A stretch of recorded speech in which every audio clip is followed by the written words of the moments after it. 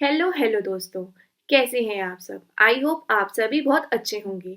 मैं आपका एक बार फिर से अपनी यूट्यूब चैनल में स्वागत करती हूँ, Educare Academy by Mandeep ma'am.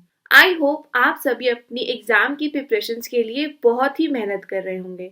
आज मैं आप लोगों के लिए एक टॉपिक लेकर आई हूँ जिसका नाम है मेमोरी यानी स्मृति।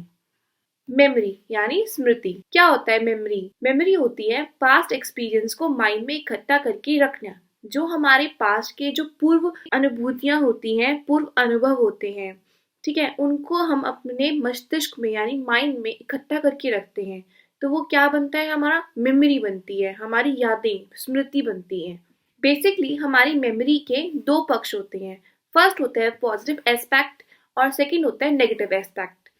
पॉजिटिव एस्पेक्ट क्या होता है? जब पूर्व अनुभूति यानी जो हमारे प्रीवियस नॉलेज होती है, प्रीवियस एक्सपीरियंसेस होते हैं, को याद करने में समर्थता होती है। जब हम अपने प्रीवियस नॉलेज को या प्रीवियस मेमोरीज को या हम कह सकते हैं पास्ट एक्सपीरियंसेस को याद करते हैं और हमें वो चीज़ें याद आ जाती है, तो वो क्या होता है? हमारा पॉजिटिव एस्पेक्ट हो जाता है।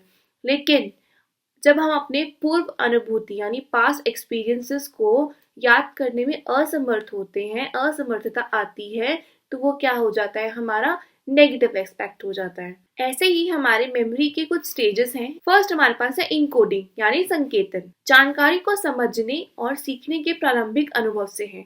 जब कोई एक इंफॉर्मेशन होती है उसको हम एकदम से सीखते हैं या समझते हैं, वो किससे सीखते हैं? हम तंत्रिका तंत्र से सीखते हैं, ठीक है। तंत्रिका तंत्र से एकदम से सीख सकते हैं, तो वो क्या होता है? इनकोडिंग होती है, यानी जानकारी को समझते हैं, जो न्यू इन्फॉर्मेशन होती है उसको समझते हैं और उसको सीखते हैं और अपने अनुभव स्टार्ट करते हैं, which is called encoding. Second we have storage.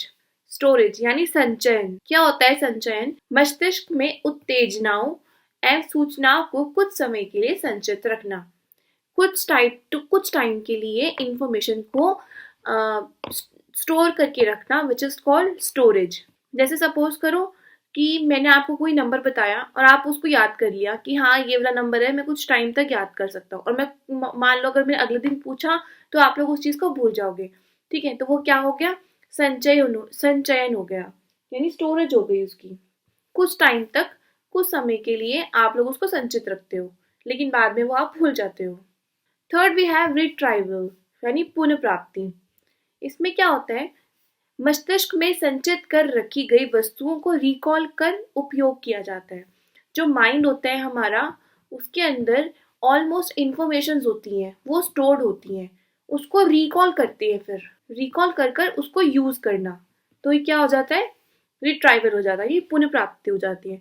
जैसे भारत की राज्यों की राजधानी सीखना है, तो मस्तिष्क यानी हमारे माइंड में क्या परसेप्शन बनेगा, क्या धारणा बनेगी कि पूछे जाने पर उत्तर देने की हम कोशिश करेंगे। क्यों?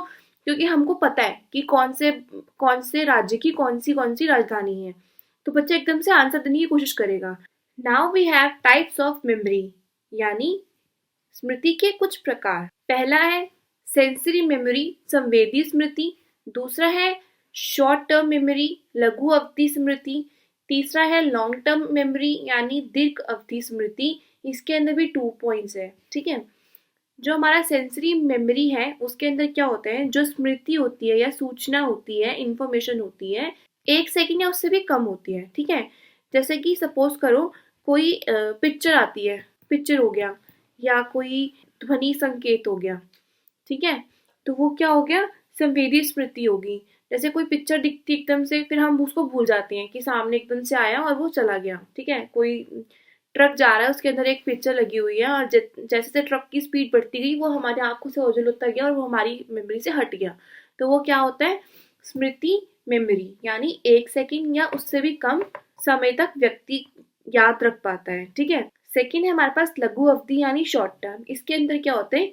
20 से 30 सेकंड्स तक इंसान उस चीज को धारण कर सकता है, समझ लेता है। जब हम टेलीफोन में बात करते हैं तो फोन जो नंबर होता है वो हमें कुछ सेकंड्स बाद भूल जाता है, ठीक है। कुछ सेकंड्स तक याद रहता है, उसके बाद भूल जाते हैं हम, तो वो क्या हो गया? शॉर्ट टर्म मेमोरी हो गया। नेक्स्ट वी हैव थर्ड दीर्घ अवधि स्मृति। इसमें क्या होता है? किसी भी घटना को ना 30 सेकंड या उससे भी अधिक, कितना भी अधिक हो सकता है, ठीक है, 30 सेकेंड या उससे भी अधिक टाइम तक याद रखा जा सकता है। जैसे पिछली कक्षा में पूछे गए जो कुछ क्वेश्चंस होते हैं, बच्चों को वो काफी लॉन्ग टाइम तक भी याद रहते हैं। जैसे मुझे भी याद है, मुझे 5th क्लास में एक ऐसे आया था, ठीक है, तो मुझे आज भी याद है कि वो कौन से ऐसे था, मैंने कैसे लिखा था। तो वो क्या हो गया, मेरी लॉन्ग टर्म मेमोरी हो गई, ठीक है। या ऐसे बोल सकते हैं टेलीफोन नंबर याद रखना। अब मेरे को अपनी मम्मी का टेलीफोन नंबर याद है, तो वो क्या है, मेरी लॉन्ग टर्म मेमोरी में शिफ्ट है। लॉन्ग टर्म मेमोरी में भी दो टाइप्स होते हैं, एक होता है एपिसोडिक मेमोरी और एक होता है सिमेंटिक मेमोरी। एपिसोडिक मेमोरी में क्या होता है, ये जो मेमोरी होती है ना फ्रेंड्स, ये ना घटना से संबंधित होती है। जैसे सपोज करो मैं बोलूंगी मैं बचपन के दिन ना कश्मीर में बीते थे, तो मैं अपने बचपन के दिन कश्मीर में बिताने वाले जो दिन थे ना, उनको याद कर रही हूँ, बचपन के डेज। तो वो क्या हो रहा है, मेरा एपिसोडिक है, एक एपिसोड चल रहा है ना मेरी मेमोरी का, कि यार मैं वहां गई थी, मेरे को ऐसे हुआ था। और दूसरा है सिमेंटिक में, क्या होता है, अर्थगत होता है, यानी किसी भी संप्रत्य या कोई भी फैक्ट होता है उस पर आधारित होता है, फैक्ट पे, ठीक है। जैसे मान लो रैट है, रैट का मतलब सबको पता है ना कि चूहा, ठीक है, मुझे भी पता है चूहा। तो ये क्या है, मेरा ना सिमेंटिक है, कि मैं रैट को देखूंगी एकदम से क्लिक हो जाएगा कि ये तो चूहा है, ठीक है। जैसे मुझे पता है कि 2+2 क्या होता है, 4, सबको पता है 2+2 4 होता है। तो ये क्या है, हमारी सिमेंटिक, सिंबल से रिलेटेड टाइप्स क्या होगी, मेमोरी हो गई, ठीक है ना। ये है semantic memory. Next we have aspect of memory, क्या है, रिमेम्बरिंग। रिमेम्बरिंग में भी 4 पॉइंट्स आते हैं। देखो दोस्तों, फर्स्ट आ गया हमारा लर्निंग। अगर लर्निंग ही नहीं होगी तो मेमोरी क्या ही बनेगी और क्या ही हम रिमेम्बर करेंगे। तो जो लर्निंग होता है ना, वो एक फर्स्ट सीढ़ी होती है, पहली सीढ़ी होती है। जब तक हम किसी पार्ट या कोई भी टॉपिक को हम अच्छे से सीखते नहीं है, तो उसको हम कैसे रिमेम्बर करेंगे, क्वेश्चन ही नहीं उठता, ठीक है ना। तो क्या है, पहले सबसे ज्यादा हमें इंपॉर्टेंट है, हमें पहले उसको लर्न करना चाहिए चीजों को। सेकंड आता है रिटेनिंग, ठीक है, यानी धारण करना।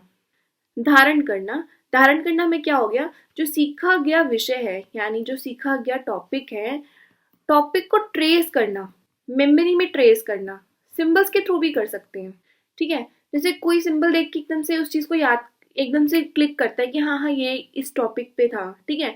तो धारणा जितनी भी लंबी होगी, मजबूत होगी, उतना ही स्मरण यानी कि मेमोरी शार्प होती है हमारी।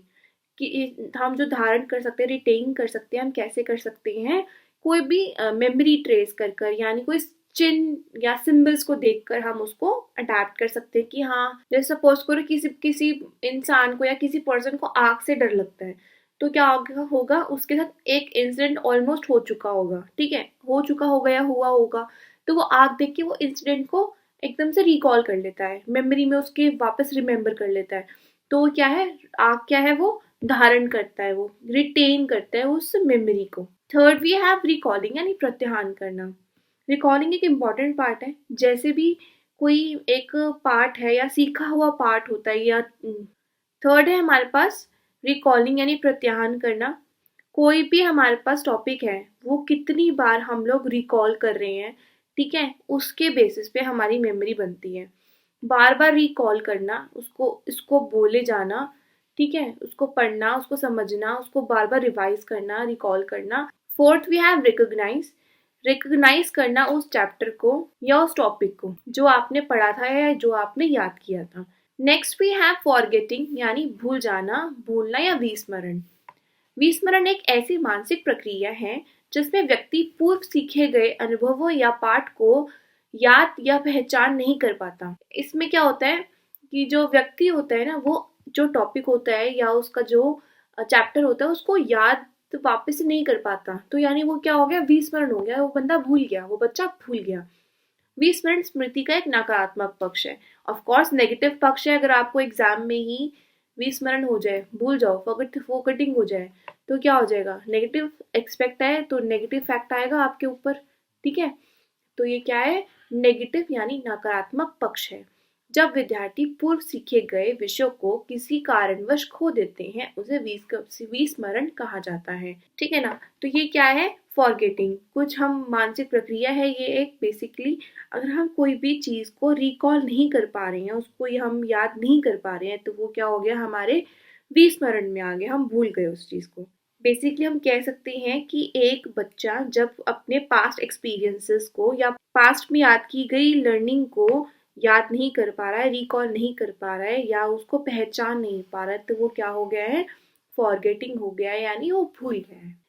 Forgetting is a active mental process, यानी सक्रिय मानसिक प्रक्रिया है। विस्मरण के कारण समय के साथ बीतना नहीं है, बल्कि व्यक्ति इस समय अंतराल में जब दूसरा कोई कार्य करता है या नया पाठ सीखता है तो मौलिक विषय को भूल जाता है। जब बालक या जब कोई भी इंसान, व्यक्ति, बच्चा जब नई नई चीजों को सीखता है, न्यू चीजों को सीखता है, ऐड करता है, तो वो ओल्ड चीजों को ऑलरेडी भूल जाता है। अगर हम उसको रिकॉल नहीं करेंगे तो वो क्या हो जाएगा, और भूल जाएगा। Next we have theory of forgetting.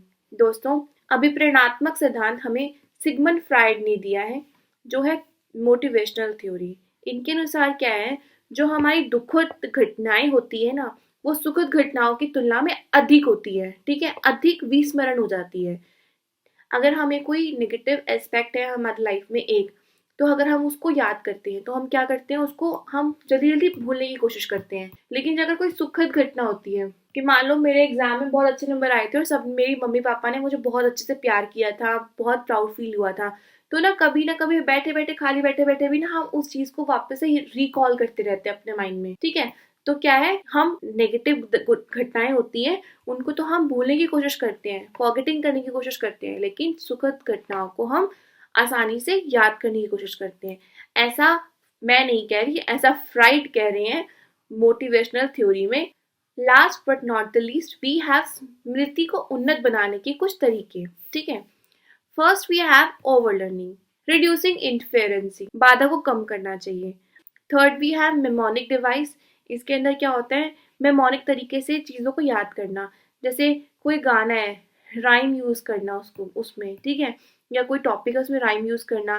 Chunking use करना, चंकिंग क्या होता है, जैसे ऐसे नहीं होता कि 6 6 6 3 2 2, इसमें 3 6 ढूंढो, दो दो ढूंढो, या 5 के आगे कितने कितने कितने जीरोज हैं, ठीक है, ये है। कॉन्टेक्स्ट एंड रिट्राइवल, क्या होता है इसके अंदर कि जो क्लास में पढ़े गए जो टॉपिक्स होते हैं, बाद में कक्षा में या क्लास में सब चीजों को जोड़कर अच्छे से उसको याद करना, समझना।